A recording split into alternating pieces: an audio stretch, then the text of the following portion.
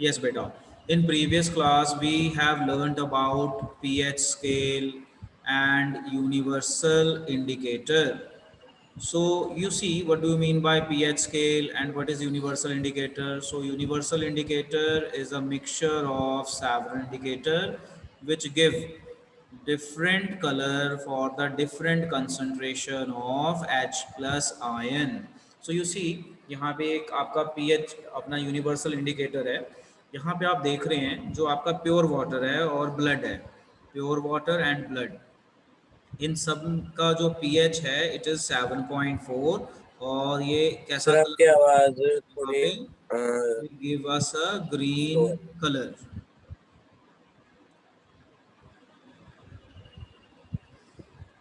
Okay जी. सो अब यहाँ पे बेटा कुछ क्वेश्चंस पूछे जाते हैं पेपर में. क्या क्वेश्चंस पूछे जा सकते हैं?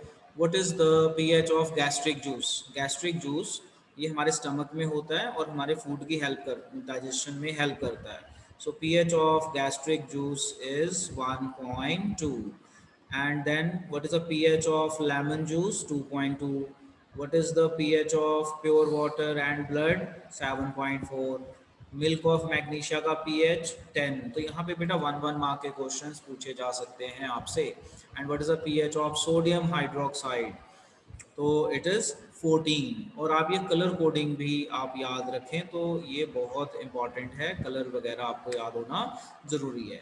अब देखो पेपर में क्या सा क्वेश्चन आ सकता है कि हमने एक सोल्यूशन लिया, उसको यूनिवर्सल इंडिकेटर पे चेक किया, तो हमारा जो कलर था वो रेड आ रहा था. तो आप बताओ उसकी पीएच रेंज क्या होगी? तो 0 या 1 होएगी. रेडिश जो है ना 0 और 1 के लिए है.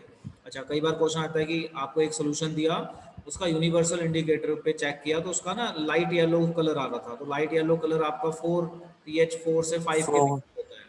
ठीक है. इसी तरह से समटाइम भी आस्क यू क्वेश्चन कि हमने एक सोल्यूशन दिया, उसका हमने यूनिवर्सल इंडिकेटर पे टेस्ट किया और उसका कलर ब्लूइश आ रहा था. तो ब्लूइश कलर का मतलब है 11 to 14 and it is a basic in nature.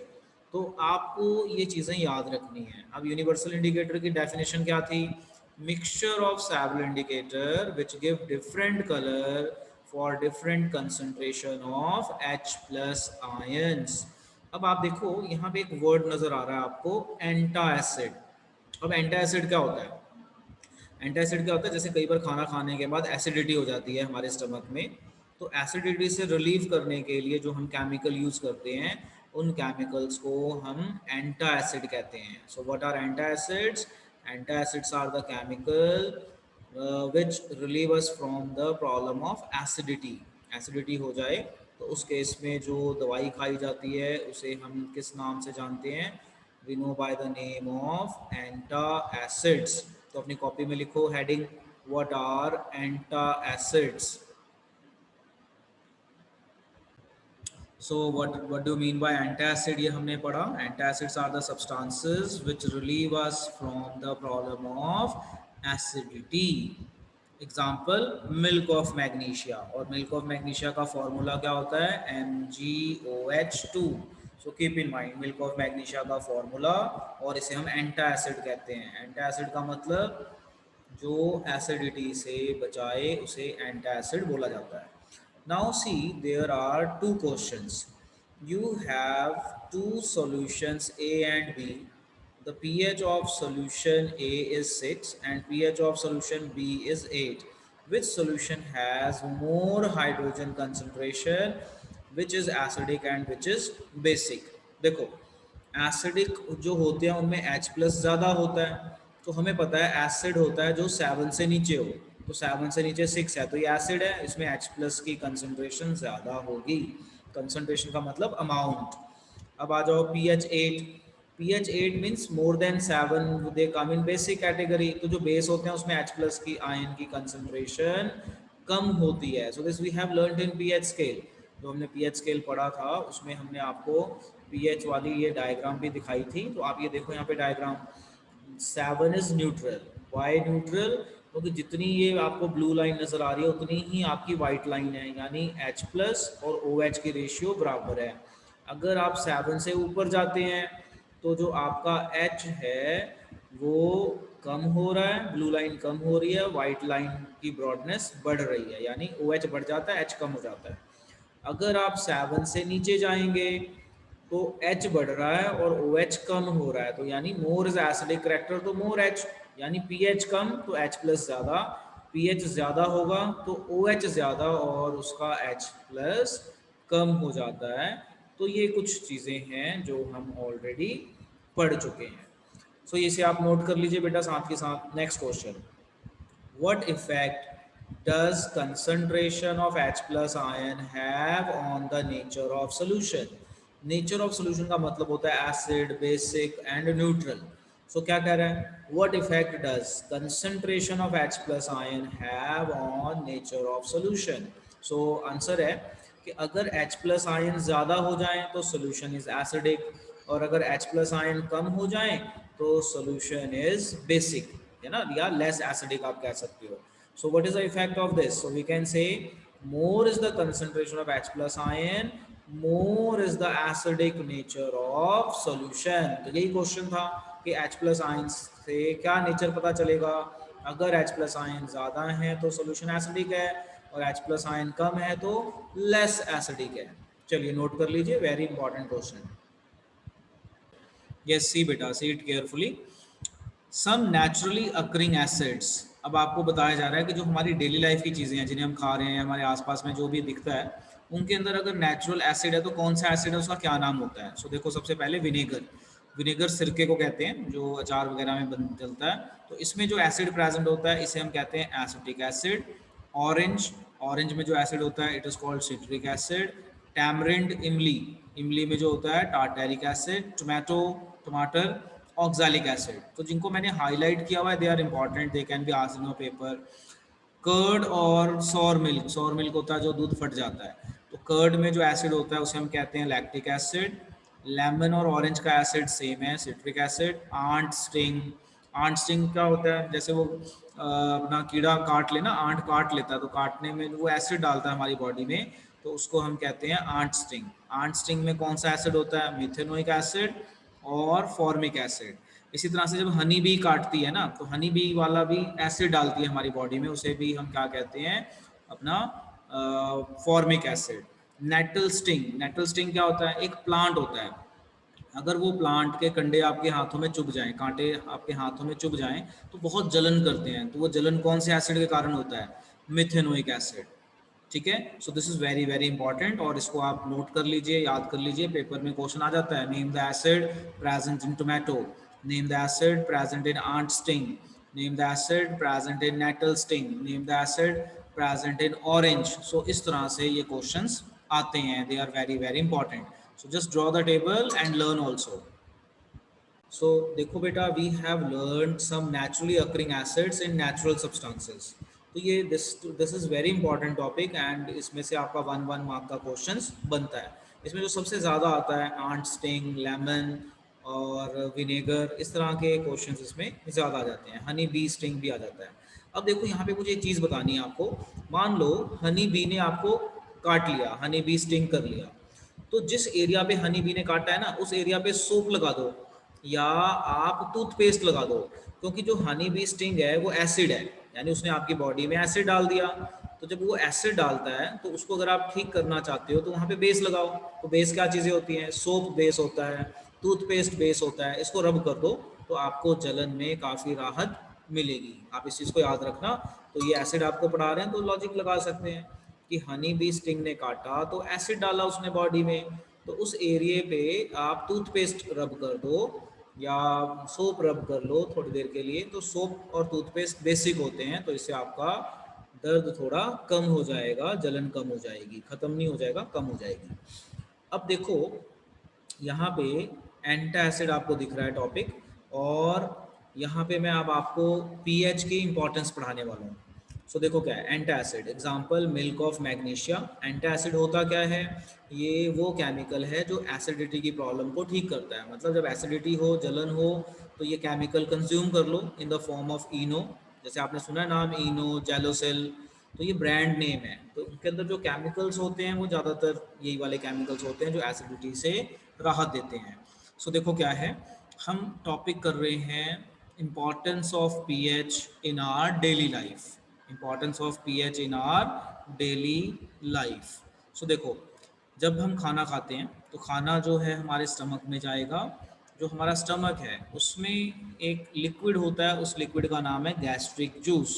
Gastric juice की पीएच 1.2 होती है। ये बहुत ही एसिडिक है। 1.2 मतलब एसिडिक। इस कंडीशन में जो हमारे स्टमक में एंजाइम्स होते हैं जो हमारे खाने को डाइजेस्ट करेंगे। तो इस कंडीशन में वो डाइजेस्ट करते हैं। अगर हमारा पीएच इतना ना हो तो ये एंजाइम एक्टिव नहीं होंगे and they will not help in digestion. तो अगर पेपर में क्वेश्चन आ जाए कि what is the importance of pH in our digestion, तो आप बताइए कि when we eat food, food goes to stomach and stomach has gastric juice जिसका पीएच 1.2 है, which is highly acidic. Under this condition, enzymes present in our stomach become active and they help in digestion of food. अगर ये pH ना हो तो हमारा खाना digest नहीं होगा क्योंकि एंजाइम ही एक्टिव नहीं हो पाएंगे। तो ये चीज़ है। अब मैं इसकी थ्योरी भी पढ़ता हूँ, समझो। During indigestion the stomach produces too much of acid। मतलब मान लो आपने कहीं पे बहुत ज़्यादा खाना खा लिया, तो बहुत ज़्यादा खाना खा लिया तो इनडाइजेशन हो गई, मतलब एसिडिटी हो जाएगी। This causes pain and irritation, उससे आपके इसमें जलन होती है, पेन होती है। To get rid of pain people use bases like antacid. तो एंटासिड मैंने बताया क्या होता है। One such remedy must have been suggested by you at the beginning of the chapter, वो जब हमने मिल्क ऑफ मैग्नीशिया के बारे में पढ़ा। These antacids neutralizes excess of acid in the stomach. So antacid are the chemicals which neutralizes the acidic effect in our stomach. तो उसके example हमने दे दिए है मिल्क ऑफ मैग्नीशिया। तो यहाँ पे अगर मुझे कोई क्वेश्चन बनाना हो तो मैं क्या क्वेश्चन बनाऊंगा, what is the importance of pH in digestion. So ये एक यहाँ पे हमारा क्वेश्चन बनेगा। तो आंसर क्या आएगा वो मैंने आपको बता दिया फ्लो चार्ट की फॉर्म में। आप अब इसे नोट कर लीजिए एंड से मी done.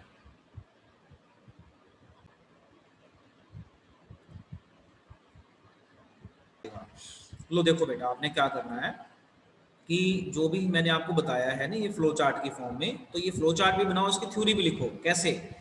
When we eat food, food goes to stomach. Stomach has gastric juice whose pH is 1.2, which is highly acidic.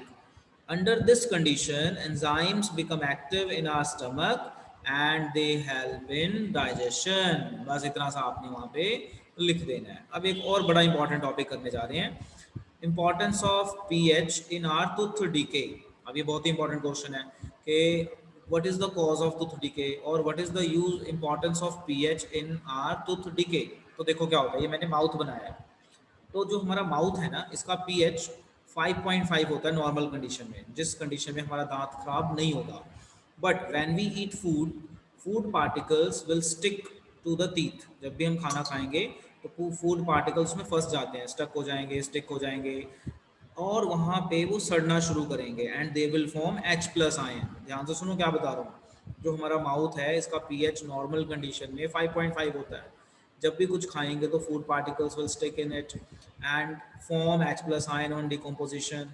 H plus ions बनने का मतलब है पीएच कम हो जाएगा, यानी 5.5 से नीचे चला जाएगा। 5.5 तो कोई दिक्कत नहीं है, बट H प्लस आयन बना तो पीएच कम हो गया। जैसे ही पीएच कम हुआ, बैक्टीरिया ऑलरेडी होता है हमारे माउथ में, वो एक्टिव हो जाएगा। मतलब दांत खराब करने वाला बैक्टीरिया ऑलरेडी माउथ में होता ही है, वो एक्टिव हो जाएगा। जैसे ही वो एक्टिव होगा टूथ हमारा खराब होना शुरू हो जाएगा, जिसे हम कहते हैं टूथ डिके। इसको अवॉइड करने का एक ही तरीका है कि खाना खाने के बाद आप पेस्ट से ब्रश कीजिए। और पेस्ट बेसिक नेचर का होता है, जिससे आपका पीएच फिर से बढ़ जाएगा, 5.4 5.3 हो जाएगा और आपके दांत खराब नहीं होंगे। तो दांत खराब कब होते हैं? जैसे हमने कुछ खाया, खाने के बाद हमने कुल्ला भी नहीं किया, कुछ भी नहीं किया, तो फूड पार्टिकल्स तो हमारे दांतों में फंसे हुए हैं। तो फूड पार्टिकल वहाँ पे फंसने के बाद H प्लस बनाते रहते हैं। जैसे H प्लस बनेगा तो पीएच डाउन हो जाएगा। जैसे पीएच डाउन हुआ 5.5 से नीचे, मतलब एसिडिक करेक्टर बढ़ गया, तो बैक्टीरिया एक्टिव हो जाता है। जैसे रात को कोई बच्चा चॉकलेट खा के सो गया तो उसके माउथ में तो इतने बैक्टीरिया होते हैं कि सुबह, और ऐसा ही वो सालों साल कर रहा है तो उसके दांत खराब हो जाएंगे and ultimately result in tooth decay. तो अवॉइड करने का तरीका क्या है कि आप खाना खाने के बाद कुल्ला कीजिए और ब्रश कीजिए विद टूथपेस्ट। पेस्ट उसमें लगाना चाहिए because paste is basic in nature. तो अब आप अपने पेपर में ये पूरा फ्लो चार्ट बनाएंगे और इसकी थ्योरी भी खुद बनाएंगे। थ्योरी कैसे? क्वेश्चन है what is the cause of tooth decay, और क्वेश्चन बनेगा what is the importance of pH in in tooth decay.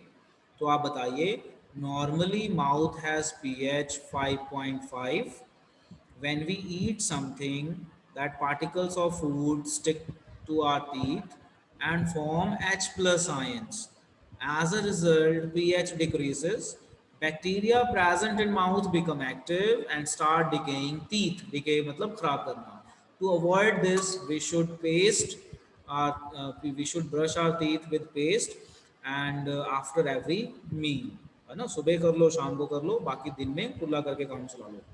अब यहाँ पे कुछ एक और इम्पॉर्टेंट क्वेश्चन बनता है, जो हमारे तुथ का वाइट पार्ट होता है ना, जो हमारे दांत का वाइट पार्ट दिखता है, उसे कहते हैं एनामेल। ये किस चीज़ का बना है? ये बना हुआ है कैल्शियम फॉस्फेट का, and it is the hardest substance in our body. चलो आज हम इतना ही करेंगे, this is related to our pH, and आप अपनी बुक से ये सारा बेटा पढ़ेंगे।